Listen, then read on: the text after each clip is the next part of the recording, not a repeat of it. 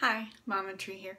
I've been using this phrase, fiercely present to your emotions or radically present to your emotions, and I wanted to take a few minutes to talk about what I mean by that.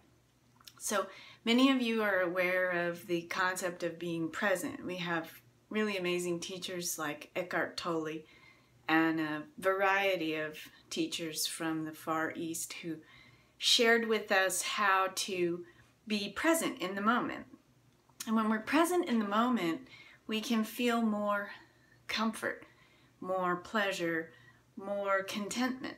So for instance, the state of worry is caused by being too far into the future.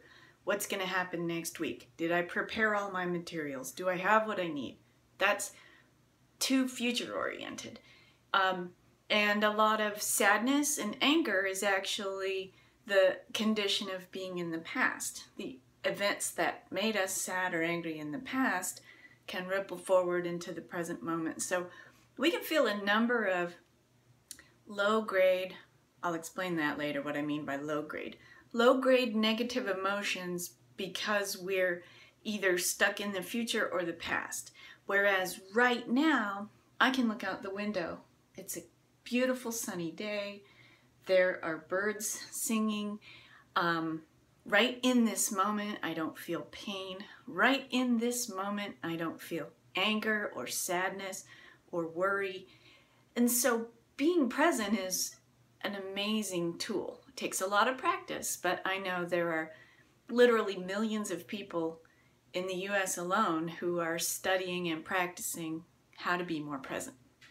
So then you have the situation of these, I'm going to say higher level emotions, like when someone dies and they're suddenly ripped out of your life. Someone really important is just gone. That's a higher level negative emotion. Or you're going through some really traumatic event. Your health has changed, you're losing your job, or you're right in the moment, you're a victim, you're being raped, you're being abused. During those times, the emotional intensity is just far too great for you to actually be present. So, detachment, for instance, when I was being raped the first time, I had the experience of disappearing from my body completely. I went to a place that was just totally dark. I didn't exist. The rape didn't exist. Nothing existed. It was safer to disassociate from my flesh than to be present. Okay? But because that really happened to me, to this flesh, I can't just pretend like it never happened. So in the present moment that the event occurred, I couldn't be fiercely present, radically present. So that's when you have to engage in these activities that I've been talking about in a couple of my earlier videos, embracing darkness and safety rules for being fiercely present. You have to engage in some cathartic activities to dig deep into this trauma and release it and free it.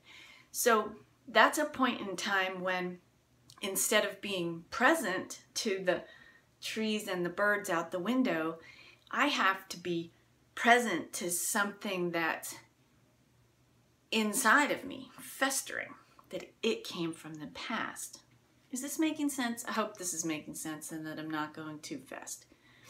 So let's take the case of rape. Unfortunately, lots and lots of women have been through this, either as children or adults. I think the statistic is 1 in 3. But since the majority of rapes aren't reported, I'm pretty sure that it's as many as half of us,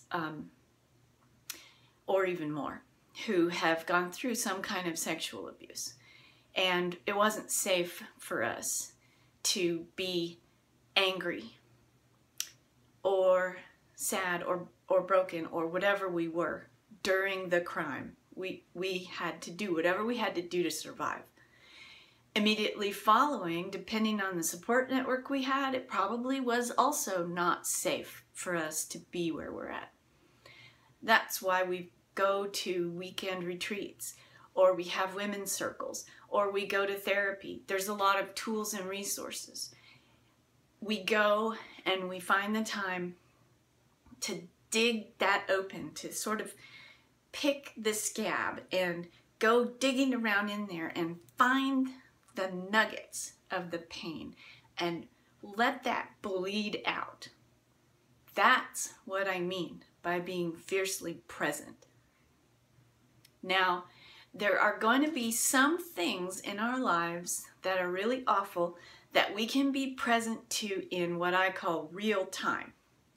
So the more you're able to notice and name your emotions, for instance, say you have a pattern of being overlooked in a collaborative setting. Your ideas are not included often.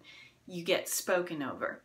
And as you begin to notice and name this for yourself, your courage increases. And then you can notice and name it in a group and say, "Excuse me, I need to say this." And so that's real time saying, "Hey, you know what? You're talking over me. My idea is valid. I'm a part of this collaborative team, and I need to say this."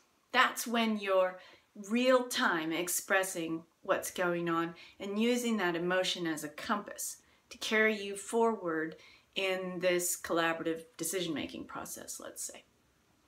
So real time is right when it's happening. And then the larger the emotion, the larger, and these are all the negative ones, because you know what? You don't have to wait to feel your good emotions.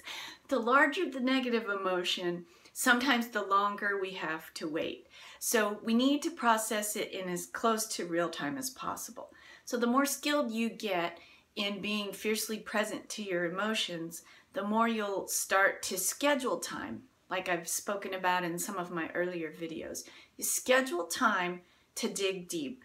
You find a safe place, you follow the safety tips that I've given in an earlier video, you dig really deep. You do it as close to real time as possible, because it's like an infection. It's like a festering pussy wound. And the longer you wait, the more that infection spreads to other parts of your life. So what happened to you may have affected you physically, and then mentally and emotionally. And before too long, if you're not dealing with it, it's impacting you financially because now you're not doing as well at work. It's impacting you socially because now you can't hang out with your friends without being a big blubbery mess or whatever it is that's going on. So we have to deal with these emotions in real time. And we still have the gift of being present. So that when you dig deep and express these emotions, it doesn't take a lot of time. You do it for a few hours on a weekend at a retreat, and then you go back to being radically in the real present and appreciating the birds and the sunshine and the trees and the good food and the comfort that you're feeling. So I hope this makes sense, and I hope that you're feeling empowered to be with your true emotions. I love you guys. Take care. You can do this. I believe in you.